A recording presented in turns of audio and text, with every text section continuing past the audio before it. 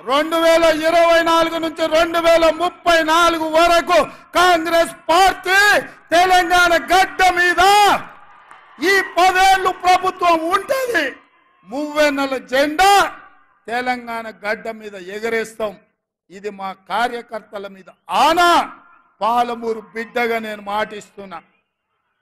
10 ఏళ్ళు తెలుగుదేశం, 10 ఏళ్ళు కాంగ్రెస్, 10 ఏళ్ళు బీఆర్ఎస్, మళ్ళా 10 ఏళ్ళు పాలమూరు బిడ్డగా చెప్తున్న కాంగ్రెస్ ప్రభుత్వం. ఇందిరమ్మ రాజ్యం ఉంటది. దళితులకు, గిరిజనులకు, బడుగులకు, బలైన వర్గాలకు, ఆదివాసీలకు, మైనారిటీలకు, మహిళలకు, నిరుద్యోగ యువకులకు, ఉద్యమకారులకు, అమరవీరుల కుటుంబాలను ఆదుకొని బాగు చేసే బాధ్యత నాది. పాలమూరులో ప్రతి ఎకరాకు నీళ్ళిచ్చే బాధ్యత నాది. నాకు వయసు ఉంది, ఓపిక ఉంది. ఎవడన్నా అటు ఇటు చేస్తే తోక గత్తిరిచ్చే కత్తెర నా జేబులోనే ఉంది బిడ్డ.